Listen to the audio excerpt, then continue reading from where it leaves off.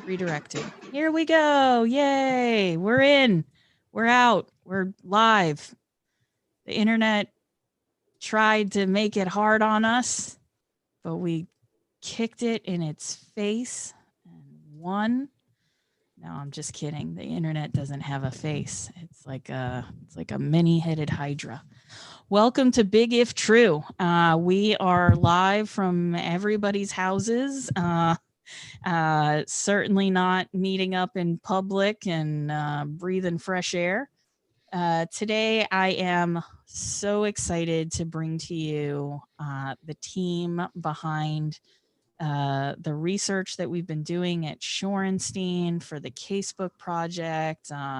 It's just been an incredible pleasure to work for the last several years on a project with Brian and Gabby and Brandi and Emily have come in on the project at different points. And this was most certainly a labor of love and exhaustion. And this iteration of Casebook is something that we wanted to have out there so that we can have people understand the way that we do research, which seems to be a little bit different from some of the other research teams out there. And we wanted to equip a field of people that are starting to take on media manipulation, disinformation as their thesis and dissertation work.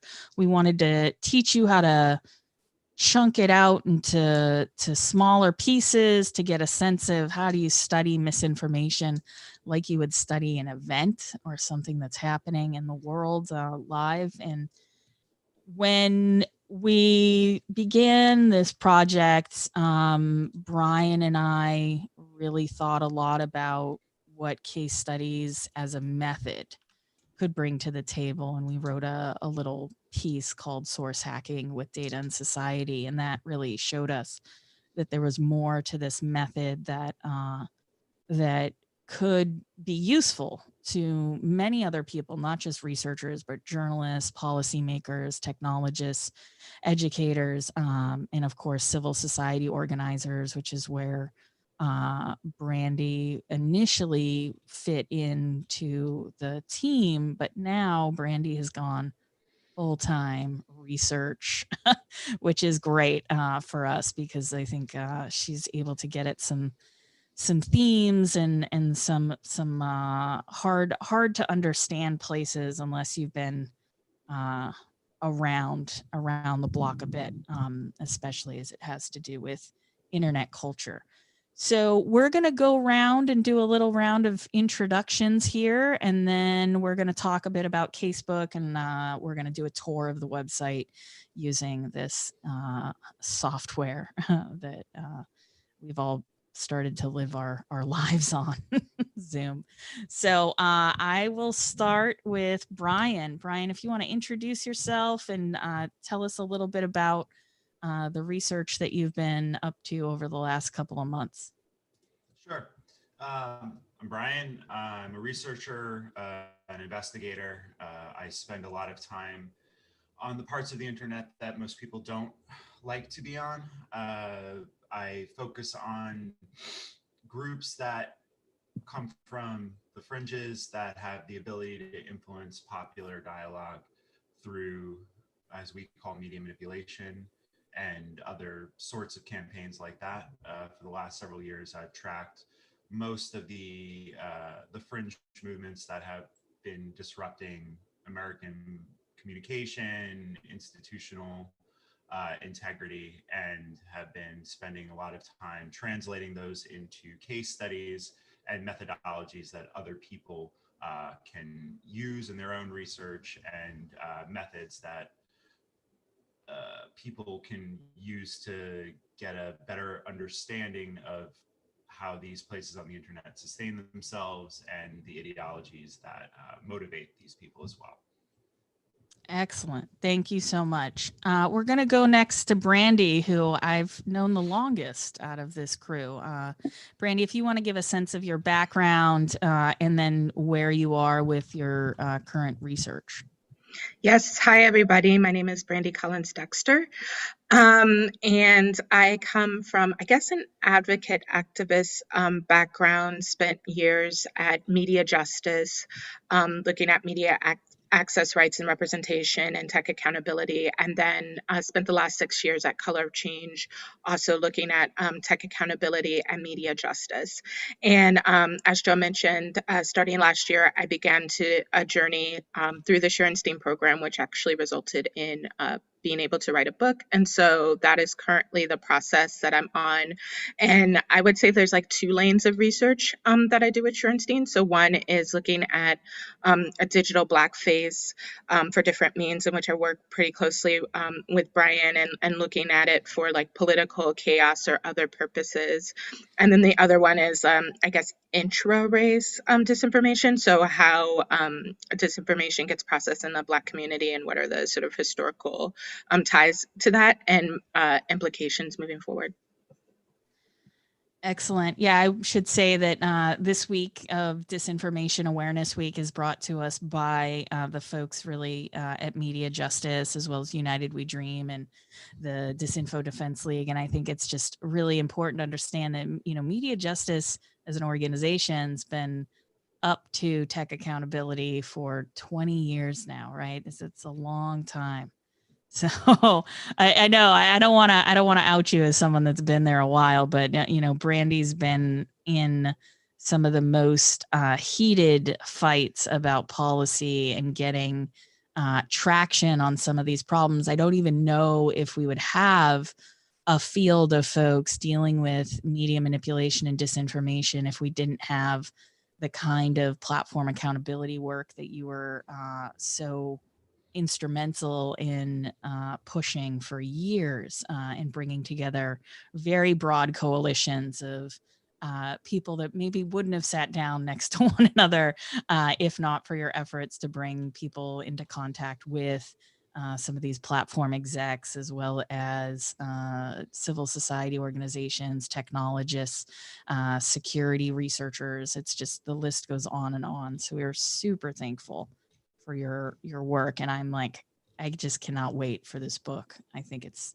going to be awesome. Next up, we have Gabby, who came to us in January, and I keep saying, "Oh, you just started," but we're coming up on a year now, and unfortunately, we've been in this situation where we've been out of office so long. It feels like time has stood still. But Gabby has been really one of the masterminds behind how do we apply codes and how consistency across these cases, shaping the definitions. And so, Gabby, do you want to give us a sense of where you've come from in terms of your orientations through the world of cybersecurity and the like, and then the kind of work you've been doing with the task team? Yeah, so I'm a researcher at Task. In addition to media manipulation and disinfo, I spend a lot of time thinking about censorship and internet governance, especially in the global South, and kind of how what happens in the US affects the rest of the world and vice versa, and tying all of this back to civil society and how it affects civil society spaces. What I'm working on now, in addition to the casebook, I'm looking at some stuff regarding COVID, government overreach, surveillance, and how crises are exploited by different regimes. But yeah, no end of interesting things to look at. That is very true. And you came to us from Citizen Lab, which has its own flavor of research in this environment, as well as Data and Society. You have an excellent report at Data and Society where you went and spent, how long were you away doing field research? I was only there for a couple of months in Malaysia, but yeah, my family's from Malaysia. I used to live in Malaysia for a long time. And so yeah, it was kind of interesting coming back to a country you grew up in, but to do research this time. So fun stuff. Well, it's definitely worth a read, and that's we can put up a link in the on the Big If True page so that people can can get access to that ethnographic work, because I think it's super important that we understand the relationship between the kind of qualitative field-based work that many of us have anchored ourselves in as we develop our work in the digital realm and online spaces. And last, but certainly not least, is our sort of veteran reporter, Emily Dreyfuss, who's really helped us as the senior editor have a voice. One of the big jokes about researchers is that we always miss the lead because we don't really understand what's very important for people to know and what's interesting that we found out. And so we tend to overwrite things and, kind of muddy the waters, not because we don't want to be clear, but because sometimes we're just not trained to be. And I think that the editorial style and the carefulness that Emily's reporting and the impact Emily's reporting has had really made me excited that she was willing to work with our team on this project, and is going to actually be heading up what was just announced today on the Knight website is our news leaders program. And so that's to come, and Emily's gonna help us. Emily's going to be in charge. I'm not going to lie. She's going to tell me what to do. And so, Emily, can you talk a bit about your background in journalism and how that's informed your approach to research in this field? Yeah, thank you so much, Joan. I'm just so excited to be working with this team. So my background in journalism is, I started in like little newspapers, just kind of reporting whatever you have to report back when newspapers were a real thing. But then my background in the tech industry is that I started at CNET.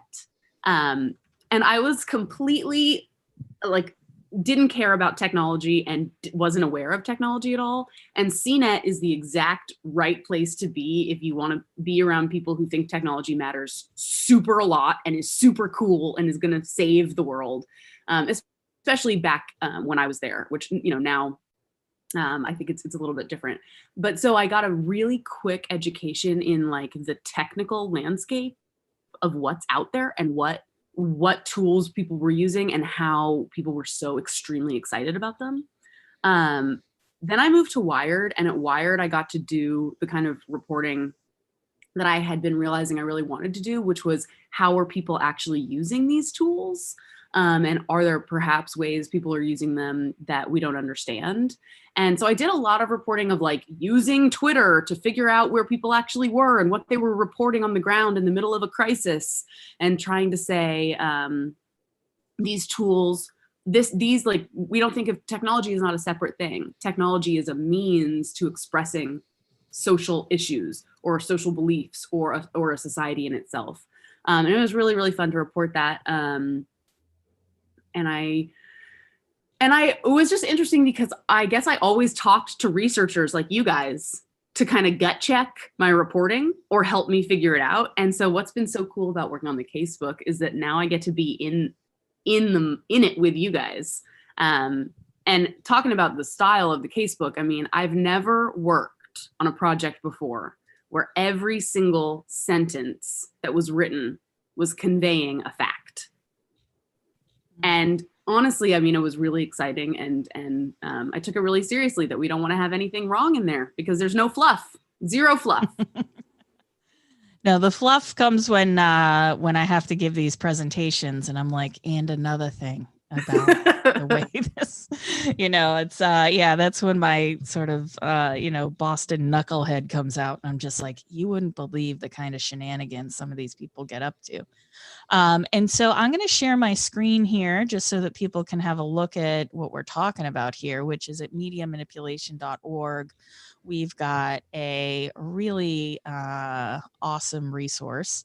And as Emily pointed out, it's written in a style where everything moves back to a source, right? The idea is that we want to be able to document forensically in a way the ways that media manipulation occurs, and then we want to name those tactics.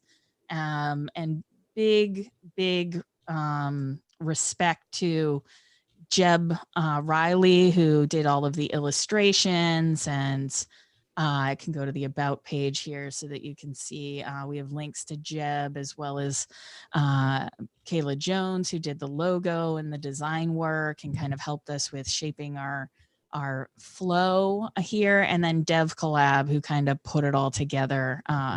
Amazing folks and organizations to be working with, as well as the rest of the team, including Dwight, who's doing the background here, Nicole Lever, and Jen Nilsson, who's really helped us along.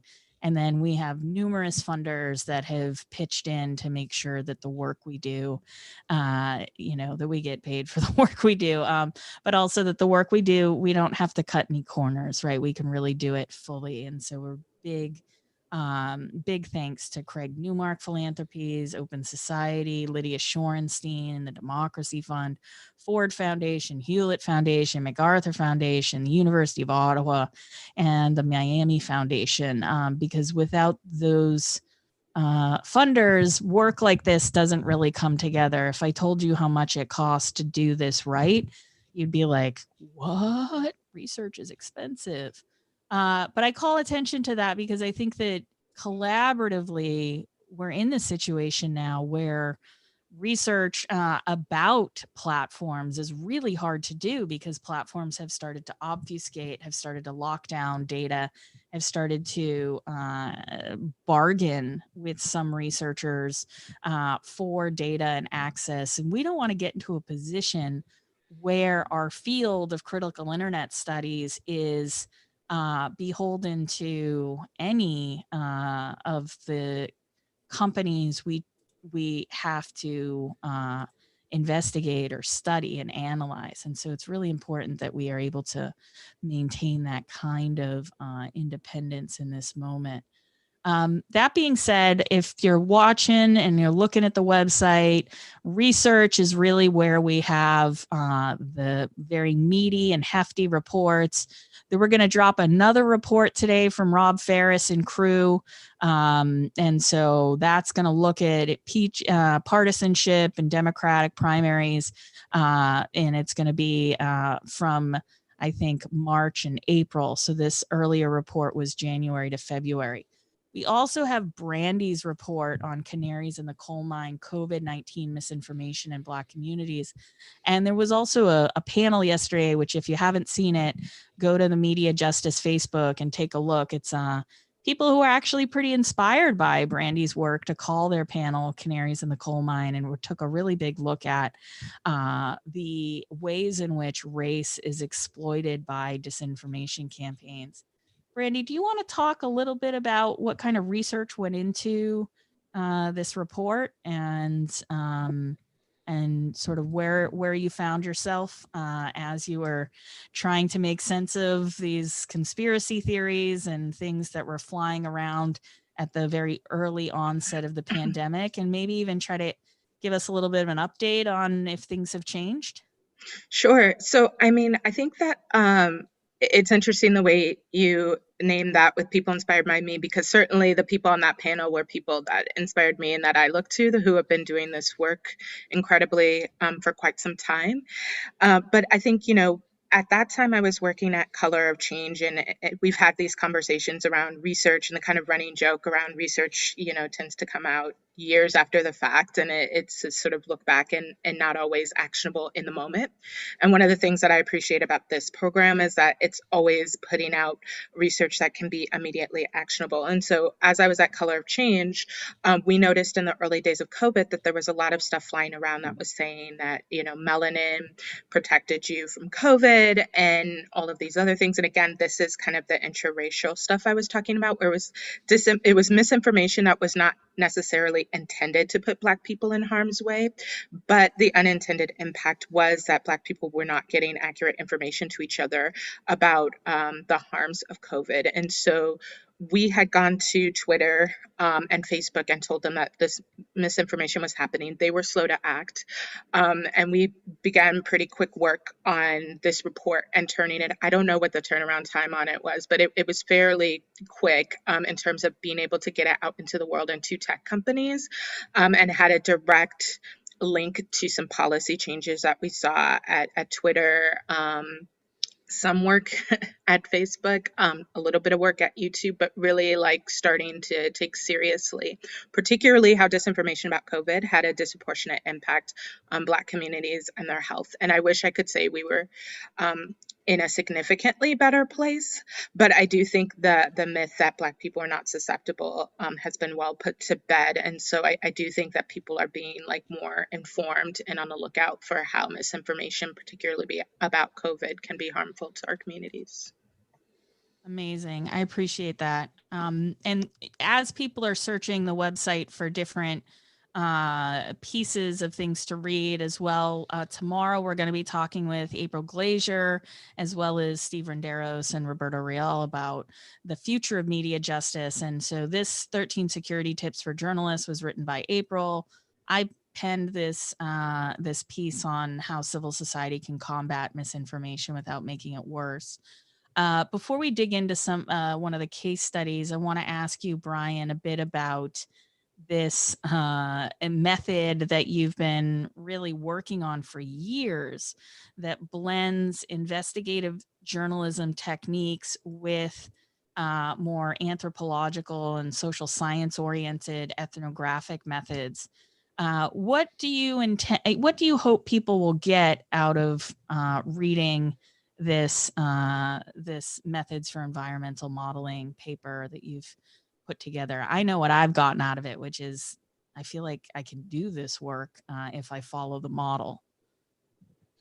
I think that there's been a lot of unfair and unrealistic expectations put on both journalists and researchers in studying what happens on these platforms, particularly around disinformation. There's a lot of fetishization and misinfo itself of how you put together a data set. As we know now very, very clearly, it's very, very hard to study these platforms, and it's getting harder by the day. APIs, the ways that researchers plug in to platforms to extract data sets, are being rolled back by the platforms intentionally. New tools are being introduced by these platforms to attempt to give people some sort of access, which in a lot of our research we find is inadequate to tell the stories that we need to tell of how disinformation and manipulation campaigns come together. Quite honestly, a lot of the time spent on these platforms is just poking around, looking, jumping down rabbit holes. That can be a really daunting task for someone who's not familiar with these spaces. And in investigative digital ethnography, I try to lay out a little bit of how I have learned personally to investigate the sources of these campaigns. One of the things that we point out is that there's going to be a visible layer to planning and organization. There's always going to be a layer underneath that.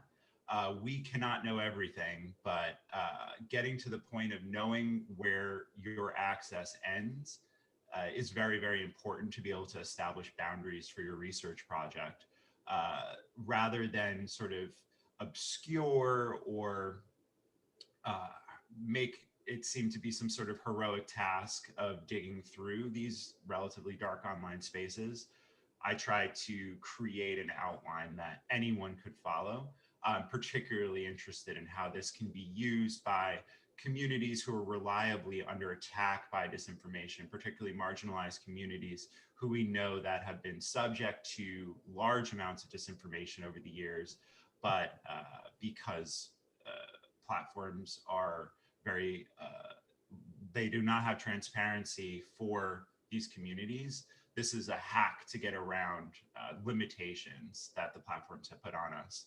And the putting these tools into the hands of people to help fight back within their communities is something that I'm particularly interested in. And I think you do a really good job here, because one of the things that I think once people start reading through this document are going to realize is very quickly they're going to understand, oh, I don't need to know a lot of data science. There are ways in which, if you know what tools to use and you know where to look, and you spend the time. I mean, the biggest resource drain on this kind of work is the time you spend, because you actually have to get a sense of like what the sense of humor of these groups are, when things look abnormal. And that just doesn't happen overnight. That is about spending time involved in the environment that you're modeling. And so I think that this is an incredibly important piece. And I love that it's version 1, right, which is going to evolve as technology evolves. Gabby, I wanted to dig in and look a bit at the case study that you put together on endless mayfly. And if I were to pick one of these tactics, which one should I pick to find that? I think impersonation, definitely. Impersonation. Typo squatting also works. And then we'll hit the filter button and the website should work. And here we go. Looking for Endless Mayfly Network. We found it. Yay.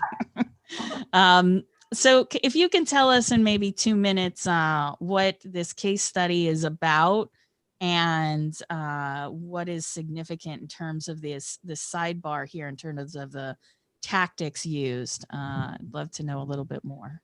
Sure. Yeah. So this was a report I did back in 2019. That feels so long ago, with Citizen Lab, that tracked essentially a network of operators who would spoof well-established websites with false information. So they would mimic, for example, The Atlantic or foreignpolicy.com or the Wall Street Journal. They even spoofed the Belfer Center, which I thought was really funny. But they would basically copy the entire HTML from the website, put it up on a typo squatted domain, so a domain that looks very, very similar to the actual website, but maybe one letter is off, or the it ends in like .net instead of .com. But then using all of the same branding and imagery and logos, put in false information. It's hard to say where it was really coming from. We think the network might be aligned with Iran, but we can't really say for certain. This is just based on the narratives they were using, the countries they were targeting, and some of the accounts which showed up in external data sets that platforms had attributed to Iran. So it was a confluence of all these factors that we came together and we're like, okay, it looks like it's Iran aligned, but again, we can't be very sure. So if you scroll to the very top and you look through the codes under attribution, I think we left it as unclear still, because it's, while there are indicators, we don't know for certain. And so, yeah, the coding at the top is really what I think sets the casebook apart from a lot of, say, isolated individual case studies, is we try to bring together all these different cases and give common vocabulary so we can analyze across multiple cases while allowing for nuance. So having the life cycle model at the bottom is awesome because we can see chronologically what happened, what were the outcomes, and it gives all the details and nuance that you otherwise would not get.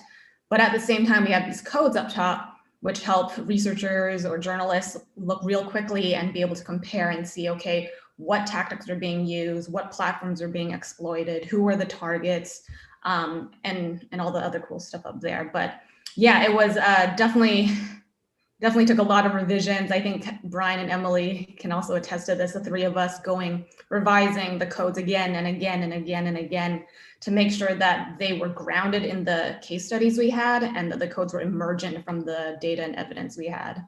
But same with Brian's investigative ethnography version 1, the code book will be updated as necessary. So as we get more cases, if we need to update the codes, so will the code book. Yeah, and also invent new tactics, right? Like we got to name these things so we all know what we're talking about. So last but not least, we're going to close out with you, Emily, because I want to look at the methods page because I know you are in the midst of writing a piece that is tackling this media manipulation life cycle. If you want to talk a little bit about your current research and how the life cycle is helping you in your journalistic mode, make sense of a story and how it's helping you shape in what the important pieces are, so that we don't get into that researcher mode where everything feels equivalent to everything else. Yeah, I mean, so thanks, Joan. The media manipulation life cycle is so helpful. And so to walk people through it, this is something Joan developed as she had been looking through. I mean, Joan, tell me if I'm getting this right. How misinformation and specifically like planned and coordinated media manipulation goes through this kind of stable pattern where there's always a first part where someone plans how to do it, or at least it kind of has an origin where it emerges out of something. And the next phase is that then those people who created it try to seed it out into the more open, wider web, where you, regular people, or me, or specifically journalists often will come upon it. And then the rest of the life cycle shows how from there, different stakeholders can amplify it, can make it, can either kill it, snuff it out, do the right thing, mitigate it immediately, fact check it, or ignore it, or blow it up, report it as though it's true, spread it to their really powerful networks. And then it's at that point also that, the platforms have to do something about it. So it's really helpful as a journalistic tool, because often we journalists will come upon a piece of misinformation and we have to really quickly make the decision, should we report on this or not? And it's not an easy call. Like often, at Wired, I would come upon something that is like it's a quote unquote juicy story. It's like people on this side of the internet that Brian knows about are trying to get you to believe this crazy thing. And as a journalist, I want to be like, don't believe it, immediately don't believe it. But there's real danger in a journalist with a large platform calling attention to something like that if it hasn't gotten any attention yet and if it isn't going anywhere. So what's really cool about the life cycle model is that it gives journalists and others as well, but for me, I'm really interested in journalism. It gives journalists a framework to look at that data and really quickly go to the life cycle and say, where are we? Where are we at this moment? And if you're finding it on Twitter and it only has 5 retweets and no one of any importance has shared it, it's only in stage 2. And a journalist getting involved is going to put it into stage 3, which is where it gets huge and amplified. And the one thing a journalist, I think we can say, doesn't want to do is instigate stage 3. So that's been super helpful for me because I've been reporting on disinformation and misinformation for years. And every time me and an editor, or if I was editing and working with a reporter, every time we had to make this call, it was kind of like, okay, what do we think we should do here? We know some best practices, but every time we were kind of like reinventing the wheel. And the life cycle gives this model where actually it works in every case. So I'm working on a little piece of disinformation right now that is about like a cheap fake Biden video where he said something that people have been taking out of context to make it seem like he said something else. And the second I found it, I was able to put it into the life cycle and say, where are we? Is this campaign already taken off? Who's doing what? And it's just amazing. It works. Mm-hmm. I appreciate that. It's like, I feel like, the backside of the cereal box here, that it's like delicious and nutritious. I think for us as a team, if I can speak for us, I think what we want our research to be is useful. We don't want our research to be siloed behind paywalls and journals, behind jargon. We want to make sure that people understand, and this is really about our mission as educators, as people who do research and education for a living. The truth still really matters to us. All that talk about a post-truth society and being beyond, or that facts don't seem to matter. I don't buy into it. I'm gonna probably be doing this the rest of my life just to make sure that we have a way to get at the truth, and that we want to reintroduce some stability, because ultimately when we give into those kinds of feelings like it's all hopeless and nothing matters, right? Take that nihilistic approach, which can be funny. I'm not going to lie. I like to joke with a little bit of nihilism. But what it does is it actually disadvantages people who really like make this world better by being authentic, by being real, by trying to make sure that people have the information that they need to go about their lives in a healthy way. And for us as a team, it's very important that we don't allow imposters and political elites and media elites to steal the legitimacy of communities that have, utilize the internet to connect with one another, but also have done, the really gritty work of, spotlighting corruption, of organizing social movements. We don't want to lose that because misinformation floods the zone. And we know now that the role that political elites are playing and influencers are playing through their networks and through their worth or their wealth is having a really detrimental effect on all kinds of other professions, including journalism, including public health, including civil society, as well as I was reading today in Davy Alba's new piece, election officials are now tasked with working tons and tons of overtime to deal with election misinformation. And so as you're thinking about the casebook and you're reading it and you're reading through it and maybe you know of a case study and you want to write something up, we're going to be offering some workshops in January so that people can get involved. And we're hoping that you can grow this with us. And we are so pleased to be able to have it out in the public and let it kind of marinate for a bit. And then as people are thinking about collaboration in this field, we hope they adopt this model and want to work with us on future collaborations and case studies.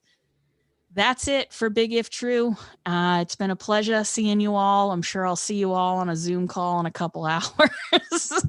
And so you guys all have a great lunch break and we will be back to basics soon. And for everybody listening or tuning in, we will see you tomorrow at 11 a.m. with our final installment for Disinformation Awareness Week. See you on the internet. Bye, everyone.